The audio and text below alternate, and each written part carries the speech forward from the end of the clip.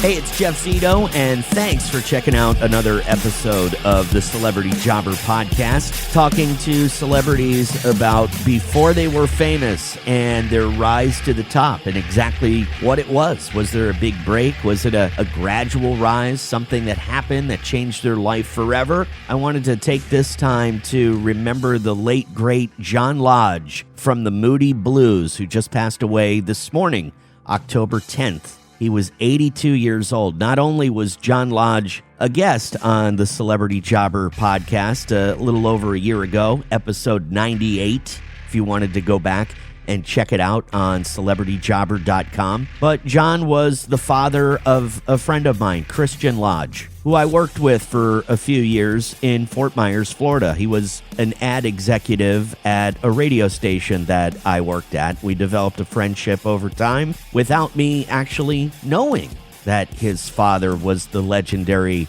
Moody Blues frontman. So my thoughts and prayers go out to Christian Lodge and the entire Lodge family. Moody Blues singer John Lodge passes away today at the age of 82 years old. And once again, if you wanted to go back and check out the full interview, it's episode number 98. And you can go to celebrityjobber.com. Check out all past guests and episodes. We're streaming on Apple Podcasts, Spotify, iHeart, or wherever you listen to podcasts. Would love you to subscribe, and if you like the podcast, would love a 5-star rating. Please also leave a review. You can also follow on Instagram, celebrity_jobber_podcast, or our YouTube channel, which is youtube.com/the@celebrityjobber. My guest this week, very talented, started off as a newsman, transitioned into a musician, and now a song that he created in the 90s, Round Ball Rock, is the new nostalgic theme song of the NBA this year in 2025. We'll talk about his early life, his family, what they did. How did John Tesh become the Renaissance man that he is today? Hosts his own radio show. I mean, the guy does it all. So without further ado, John Tesh is my guest this week here on Celebrity Jobber. The Celebrity Jobber Podcast with Jeff Zito. If you like what you hear, please subscribe, give a 5-star rating, and leave a review. Check out all our past episodes on Apple Podcasts, Spotify, or wherever you pod. What if these celebrities weren't famous? What would they have become? What was their first job? We're about to find out. There he is. What's going on?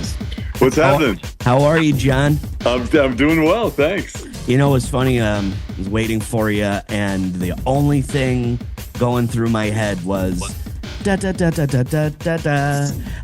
It's kind of amazing when First of all, I'm kind of mesmerized by stuff like that. You know, being in this business, like sound design, and kind of excites me a little bit. And I didn't know that was your song for a lot of years, and it is just so synonymous with the NBA and now coming back. And I mean, how did that ever become what it is today? Such an iconic song. Yeah, I mean, I wake up every morning and go, how did that? Ask the same question, and it was dormant for a good 20 years. I think the real reason is, I mean, there's a lot of sports themes out there, and I think what happened was, I know what happened was that when it was on the air was sort of the halcyon days of the NBA. It was Michael Jordan, Magic Johnson, Scottie Pippen, all the guys, and in the Showtime era, and Marv Albert, and Bob Costas, and so it was a very dramatic time, and when this song was happening, nobody was really thinking, oh my gosh, this song. But I think it's a big nostalgia play now for NBC for sure. Big time, man. Well, I mean, look, thanks for doing this. If you don't mind, all the way back when you were just a kid. I mean, I know music was a part of your life when you were younger, but what did you want to do? I mean, mom and dad were, for lack of a better term, they were both regular, they had regular jobs. They were regular people. Dad was a chemist, if I'm correct, and mom was in the nursing field. So they're not into showbiz. Well, tell me how this came about. You've done some research. Yeah, my mom was a retired surgical nurse, raising 3 kids, and my dad was a textile chemist. He was the underwear king. He was the vice president of Hanes Underwear. So I got my underwear free for 18 years. I don't even remember my mom ever washing any underwear. At 18, though, I was on my own. My mom was where she wanted her kids to be musicians, and so at 6 years old, I was placed at a piano for 2 hours every day, and playing scales, playing Hanon exercises, and Rachmaninoff and Stravinsky and all that. And both my sisters, one of them also played piano, and they were older than me, 11 years older than me. The other one played cello. And then, and those were, I was born in 52. And so in 1960, it was garage band time. Billy Joel was on Long Island playing in a band called the Hassles. I think every other person was in a rock band, with the Beatles and the Doors and all of it. And so and then I went to a school that, if you look back, when I look back, it really was a performing arts school, is the way you would describe it today, where you had to either play an instrument or be in the choir or be in theater. And so they had all of us put a list down for choices of which instrument we wanted to play. And so I put down drums. And so they gave me a trumpet, because there were no drums in the orchestra. There was percussion. And so, so my whole life was music. And when it was time for me to go to college, my dad enrolled me in NC State University in a textile chemistry program, for obvious reasons, because he thought I would starve to death if I was a musician, and he's probably right then as well.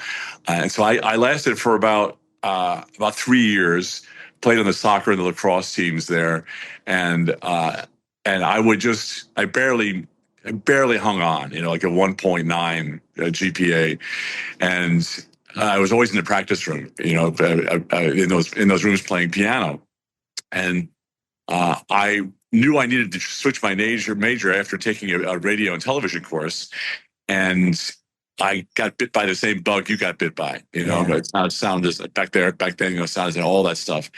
And I went to my professors and said, I want to drop these courses, and I want to change my major. And everybody said fine, because I was bringing down I was messing up they're messing up their curve.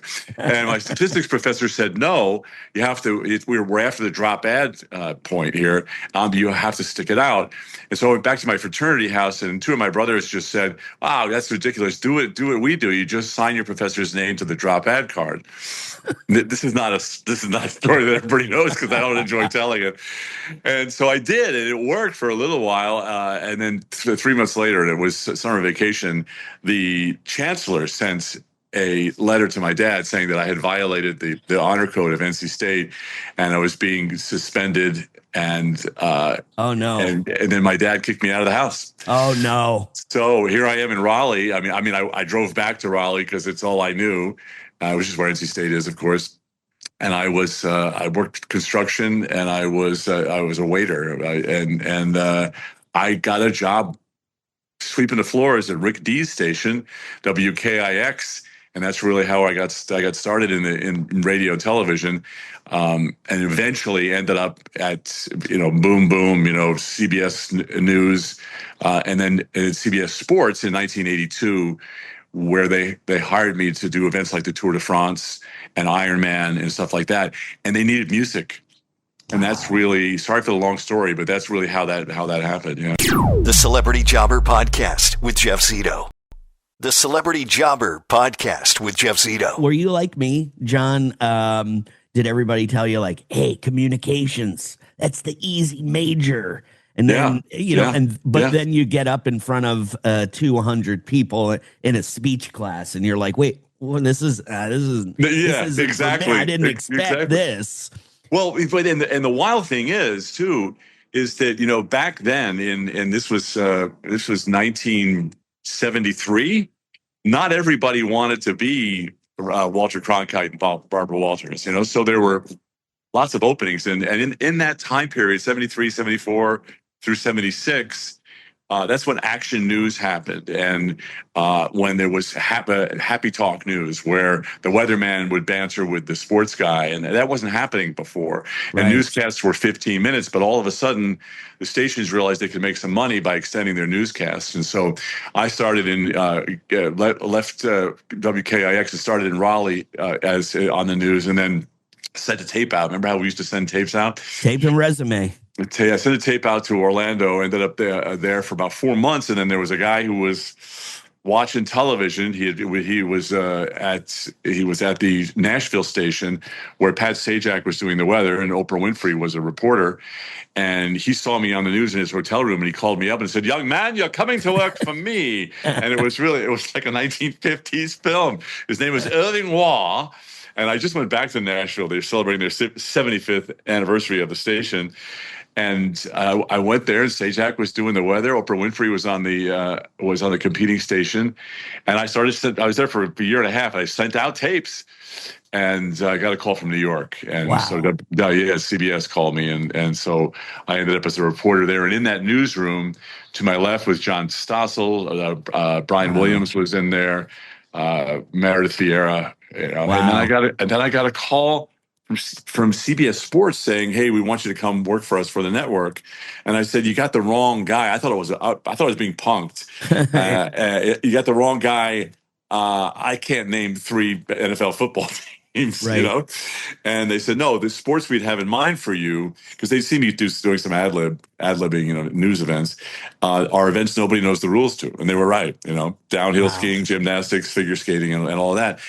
And they all needed music themes, and so I started knocking out these themes and just saying, "Hey, what about this? What about that?" And I was doing them in my basement with my Prophet 10 synthesizer with an Oberheim and a Voyager 3 and electric pianos, and that was that sound that's now back. That 80s Unbelievable sound. All those instruments are back. And I've just finished a record, and I dug all of that stuff out of storage and used it on the record. Awesome. John, you were talking about sweeping floors for Rick Dees. People don't realize it wasn't the same Rick Dees that we're talking about now, right? I mean, he was in Raleigh. He didn't become who, I mean, he wasn't Disco Duck at the time. So you were working with a guy who's going to be a star. But what I wanted to ask was, what was your very first job? You had that job. That was your first job after college. You said you were a waiter. You did a couple odd jobs. But what was your very, very first gig ever? There was a store. It was a furniture store. I can't remember the name of it, and I probably will by the end of this conversation. But it was in Garden City, where I grew up, and it was on 7th Street, and I was the guy that painted the sale signs. So there were those little signs that they stick up. It says the sale price, right? And it was I had a printing press, and I had to lay the letters out and print the sign for that. And then after that, when I was still in high school, I managed the Garden City cheese shop. Gosh, I haven't told this story in so long. So it was the guy who ran the cheese shop was named Harold Varnhagen from Germany, of course, and so there was me and another guy, and he would give it. He was always hammered on red wine, and it was he would blindfold us, and then you had to learn the smell of German Tilsiter, Danish Fontina, and cheddar. And so my job was to make the cheddar cheese balls, and you had like a smock, almost like a doctor's coat that you would wear, right? So I would do that, after school, like 3 days a week when I wasn't playing ball, and I had acne during that time too. So I smelled like Clearasil and feta cheese, which explains why I never had a date when I was in high school. So that was probably my most memorable first job was working at the Garden City Cheese Shop. Yeah, Yeah, that's definitely a different first job for sure. I haven't heard that one yet. That's good. That's really good, though. I've heard a lot of good ones. That's a good one, though. The Celebrity Jobber Podcast with Jeff Zito. Celebrity Jobber. What about the moment, if there was one? I mean, you have such a long career, from being a reporter to Entertainment Tonight, the sports themes. I mean, you're, kind of a renaissance man, John. Radio show, albums, tours, the whole nine. Was there I don't want to say a big break, but was there a moment, a phone call, a particular thing that changed your life forever? Was there a moment that you could tell me about that was not necessarily a big break? You've been working a long time and hard at becoming who you've become, but that one thing, that life-changing thing, what was it? I think it was being kicked out of school. I was homeless for about 4 or 5 months. I had a pup tent that I had from Boy Scouts, but when my dad called me into his office in Winston-Salem in our house, and he was holding a letter from the chancellor that said I had broken the honor code. He went through this whole thing. He said, "You have shamed me. You've shamed your mom. You've shamed your mom's bridge club. You've shamed the underwear division of Hanes." And I had a hard time keeping a straight face, and he was holding it, like he was. He was a chief petty officer in the Navy in World War II, and he was, if he hadn't done that, and if the statistics professor hadn't turned me in for forging his signature, I'd probably be making underwear now. Not that there's anything wrong with that, but that was a seminal moment, was being in a tent in a park in Raleigh, and I was just back there reliving all of this, 53 years ago. And I would wake up in the morning with the sun, and my phone was a payphone that was about 20 yards away, and I would give that phone number out. And then when the sun went down, I couldn't even, as depressed as I was, I couldn't even drink because I didn't have any money. And so I would say that was really the time. And then I tell this story to communications kids now, where I went to the radio station at a certain point after about 2 months. I said, I have to do something, and I was a golden spoon kid growing up in Garden City. I mean, we pretty much had everything. And then all of a sudden I had nothing, and not even a future. Right. And so I went to WKNC radio on the campus of NC State. And I knew a guy there, and I said, "Is there a chance that I could use your facility to do a demo tape?" Because I'd gone around to several radio stations in town, thinking that I'd be able, because I'd had a TV and radio 101 course, and so I went around to these stations, and they said, "You don't have any." You don't have any, and you don't have a demo tape. You don't have any skills at all. You don't have any experience. So I went there and I said, "Is there a chance I could get in there and do a demo?" And so the guy gave me the keys to the radio station, which was ridiculous. Yeah. And I got in there at like midnight. And I've done this demo on stage before, and people can't believe it. And I basically, they had a manual typewriter, they had a microphone, they actually had like an upright piano for some reason. And I went in there and I did a fake broadcast, and I did. This is something that you would do, right? And I played a stupid theme and with the reel-to-reel tape rolling, and I was like, "This is John Tesh, and WKIX, the Rick D station, they had a newscast called 2020 News. And they still remember this to this day. And so I said, "This is John Tesh, WKIX 2020 News. Today, Dr. Henry Kissinger had this to say about the possibility of peace in the Middle East. We switch you live now to," and I was going on the piano. "We switch you live now to correspondent Maurice Gindi, that's a real name, Maurice Gindi in Cairo. This is Maurice Gindi in Cairo. Today, Dr. Henry Kissinger had this to say about the possibility of peace in the Middle East. I think It's like the old Saturday Night Live bit, but you did it in real life. Yeah. I think there is a possibility of peace in the Middle East, you know. And okay, back to you in the studio, John. This is John Tesh, WKAX studio. Let's go up to the eye in the sky and Bill Leslie. And yeah, you know, traffic is reasonably heavy. You know, it was like the hippy dippy weather, man, with George Carlin. You know, unbelievable. And I took this tape, and I took it to WKIX, right, to the woman at that reception, and I told her my story about being homeless and all that, and I think she really felt sorry for me, and she somehow got it to Scott White, who and you know, years ago they inducted me into the radio Hall of Fame, and I was able to bring Scott there when we told this story together. And Scott called my payphone next to the tent, and I didn't know who he was at the time, obviously. And he goes, and I go, hello. And he goes, is this John Tesh? And I said, yeah, yes, it is. Who's this? He goes, this is Scott White. And I said, who are you? He goes, I'm the news director at WKIX Radio. He goes, where am I calling you? And I said, well, in my office. Oh, that's so great, man. He said, did you make this tape? And I said, yeah. He goes, well, all of us over here are laughing our asses off. And if you would go to this far to try and get a job, I'll give you a job. Just come by and meet me tomorrow at the station. And I did. And they literally, I was erasing tapes, you know, erasing cards and sweeping the floor. And as it happens, you know, the Cinderella story where a guy came in drunk on the weekend, and they fired him, and I ended up reading the news on Sunday nights. There it is. It's just you were prepared. And, you know, what's funny about that whole story is that you weren't really trying to pull a fast one on anybody. They knew you were joking around. They weren't like, "Oh, this guy is doing a really great broadcast."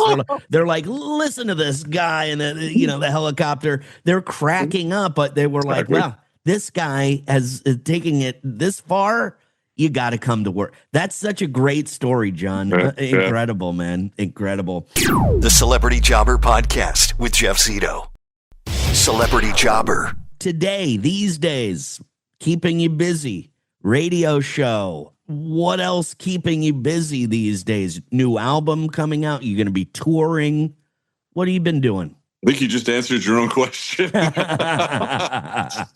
Yeah, it's I realized, you know, in 2015, I walked into a doctor's office here in Los Angeles and walked out with 18 months to live. I had a rare form of prostate cancer, and the doctor told my wife and I that I should get my affairs in order, and so I started doing that, and you know, checking my insurance. I was going to sell my music catalog, which included Roundball Rock, by the way.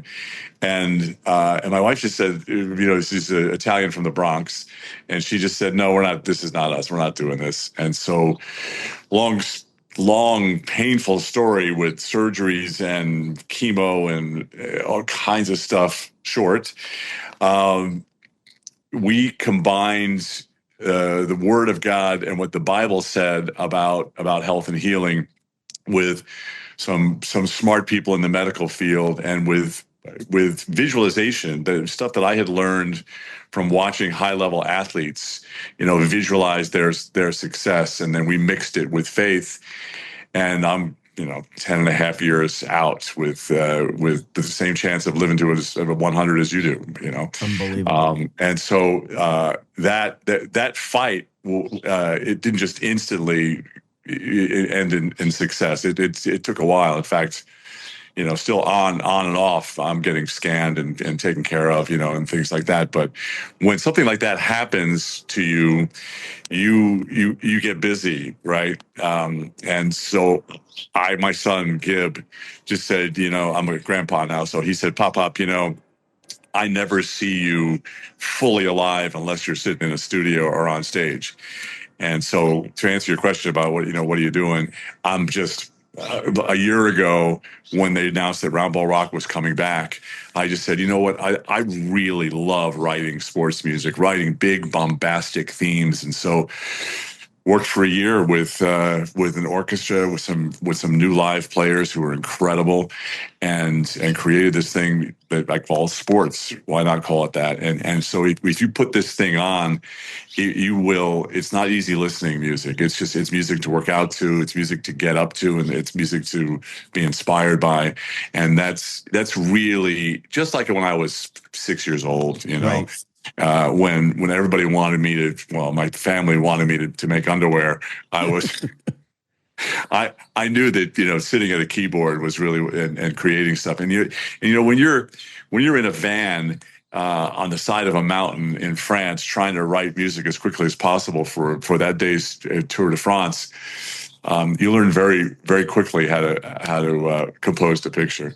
You remember the old CDs, John, Jock Jams? This reminds me of like maybe like an album full of Jock Jams that people just might not know yet. Yeah. Well, and part of what I had to do when I was an athlete, so I was a walk-on at NC State in soccer and lacrosse, only because their teams were so bad back in 1970, and our teams in Garden City were so good in those sports. So I sat on the bench. This happens to a lot of people. I sat on the bench in Garden City, and then I had an opportunity to play at a D1 school at North Carolina State, just because their programs weren't advanced at that point. And now today the team is number one, the soccer team.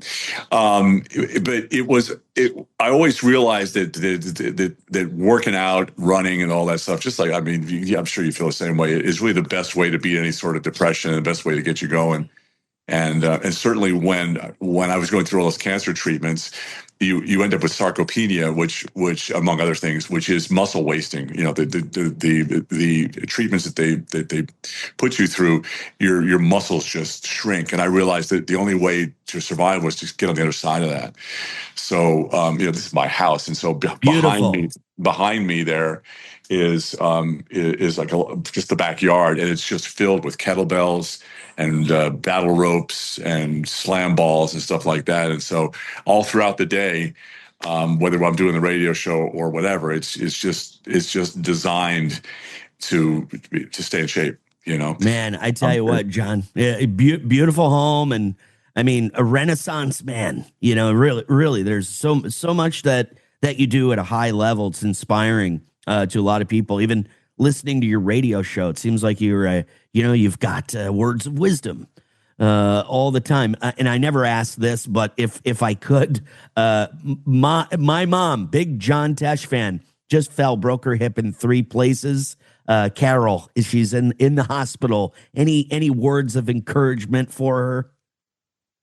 Carol, I just believe that God wants you well. I just believe that whatever you're going through, the pain and what the doctors are going to do, how they're going to put you back together, that it's just, you're going to be victorious, and just be able to see yourself, whether it's Michael Phelps or Franz Klammer or Carrie Strug, who won the gold medal in the Olympics. They were all able to see themselves on the medal stand. And so your medal stand is walking every day with no pain when you get on the other side of this. And we can both see that for you.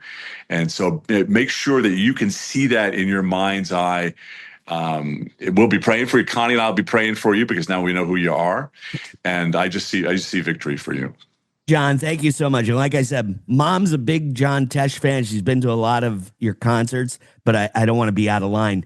Dad's a big Connie Selica fan. So yeah, of course. What's really funny is that Connie has stayed friends with a lot of the people that she worked with, and we were just watching, because it popped up on YouTube. We were just watching clips from the show P.S. I Love You that she did with Greg Evigan, who's also a friend. You remember Greg from My Two Dads? I do. DJ and the Bear, who's a great singer and songwriter. And we were that was the show, P.S. I Love You. That was the show that she was doing, that I met her. I met her in Palm Springs. So yeah, so we just went through 33 years.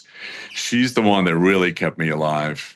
She's just dropped everything and made sure that I was being taken care of and I was going through my cancer battle. And now we got 3 grandkids, 13, between 9 and 13 years old. And it's a lot of soccer. I won't lie. That's cool.